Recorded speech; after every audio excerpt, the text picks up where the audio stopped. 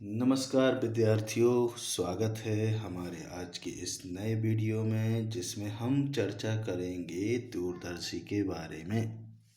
इसमें हम जानेंगे कि दूरदर्शी कितने प्रकार के होते हैं, दूरदर्शी क्या होता है और किस प्रकार हम इसका उपयोग करके प्रतिबिंब को प्राप्त कर सकते हैं। चलिए तो शुरू करते हैं। सबसे पहले दूरदर्शी क्या है। इसमें आप देख रहे हैं, ये दूरदर्शी एक ऐसा प्रकाशिक यंत्र है जिसकी सहायता से हम दूर स्थित वस्तुओं का स्पष्ट और आवर्धित प्रतिबिंब प्राप्त कर सकते हैं। आवर्धित से अभिप्राय है बड़ा। और दूरदर्शी दो प्रकार के आपको बताए गए हैं। एक तो है अपवर्तक दूरदर्शी। इस प्रकार के दूरदर्शी में हम केवल लेंस प्रयुक्त करते हैं। तो ये आप नीचे देख रहे हो, इस वाले चित्र में, पहले चित्र में दो लेंसों का उपयोग किया गया है। एक है वस्तु लेंस और दूसरा है नेत्रिका लेंस, है ना। दूसरा परावर्तक दूरदर्शी।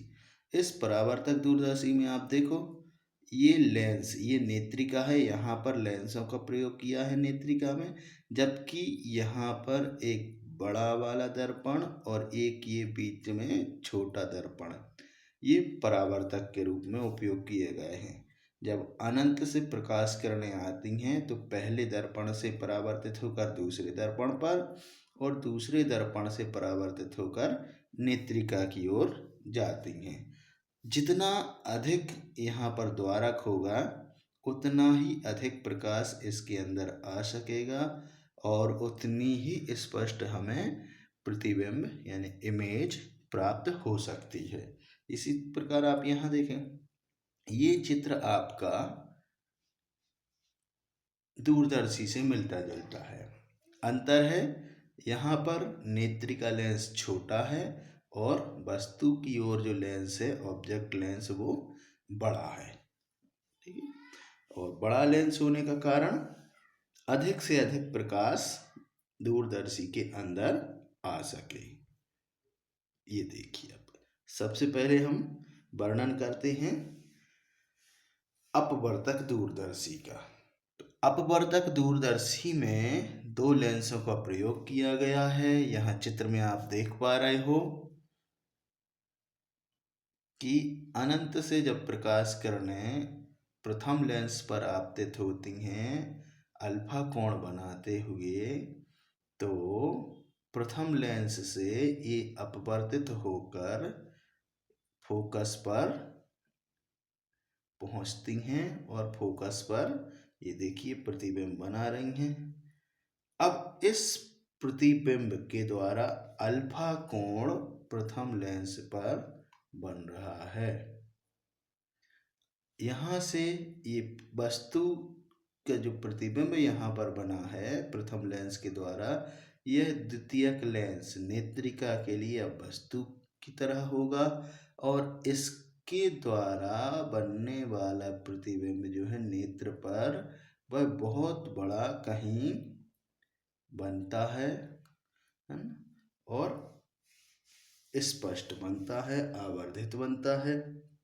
और इसके द्वारा नेत्र पर जो बनने वाला कोण है वह बीटा होता है। इस प्रकार इस दूरदर्शी की आवर्धन क्षमता आपकी m बराबर होती है अंतिम प्रतिबिंब द्वारा बनने वाला कोण बीटा बटे वस्तु के द्वारा बनने वाला कोण अल्फा, यानी m आवर्धन बराबर बीटा बटे अल्फा। तो इसमें आप देखें m बराबर बीटा बटे अल्फा। अब यहाँ देखें आप, अगर हम त्रिभुज की समरूपता की शर्त लगाएं तो यहाँ पर हमें एक ए डैश बी डैश ओ त्रिभुज मिल रहा है और एक मिल रहा है हमारे लिए बीटा कोण बनाते हुए एक त्रिभुज, है ना, ये यहाँ पर, और एफ ये बिंदु हम ले लेंगे। अब जहाँ प्रतिबिंब बन रहा है, मान लिया अंतिम प्रतिबिंब आपका ए डैश बी डैश कहीं पे बन रहा है, A double dash B double dash, तो उसके द्वारा यहाँ पे बीटा कोण बन रहा है। तो यहाँ पर हम टेन अल्फा और टेन बीटा का उपयोग करेंगे। तो हमें शर्त लगानी पड़ेगी कि यदि कोण सूक्ष्म होते छोटे होते हैं तो टेन बीटा लगभग बराबर बीटा के, और टेन अल्फा लगभग बराबर है आपके टेन अल्फा के। तब हम इसका कैलकुलेशन उसी तरीके से करेंगे जैसा हमने पिछले डेरिवेशन में किया था, जब हमने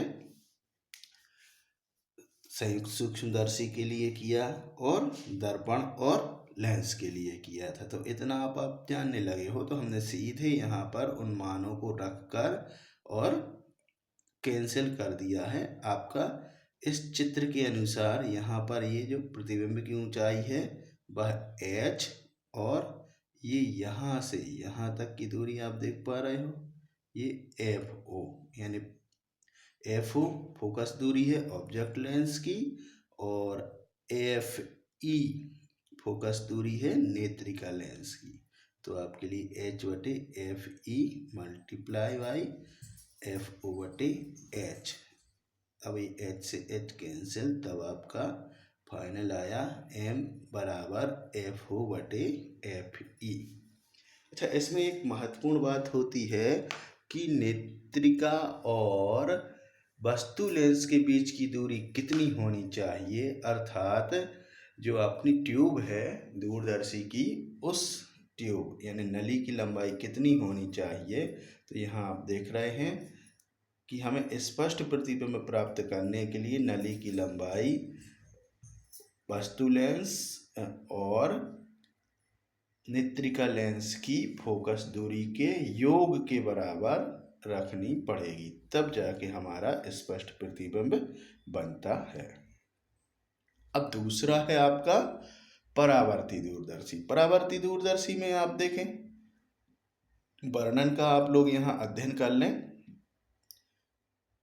चित्र की ओर देखेंगे तो ये सारा वर्णन आप चित्र देखकर लिख सकते हैं। इसमें देखिए द्वारक है, द्वारक का आकार बड़ा है और इसमें प्राथमिक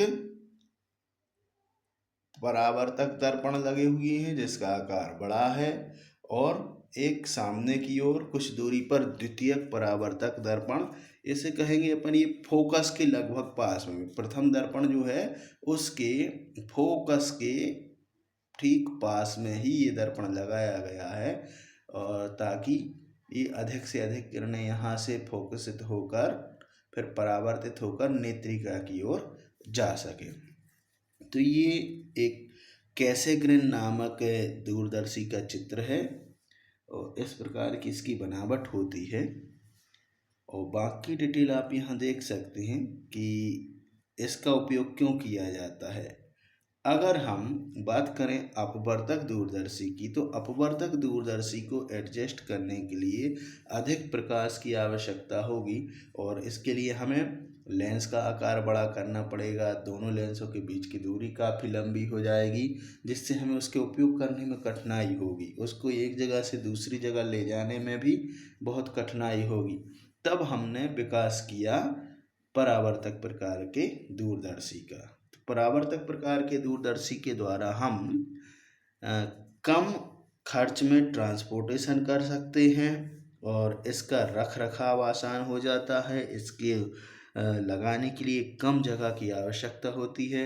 इस प्रकार से हम इसका सरलता से उपयोग कर सकते हैं, और इसका द्वारक बड़ा रहेगा, और जिससे हमें अधिक प्रकाश मिल जाएगा। इसको एंगल पर मोड़ने में भी आसानी हो जाएगी, है ना। तो काफ़ी आसानी से इसका हम उपयोग कर सकते हैं।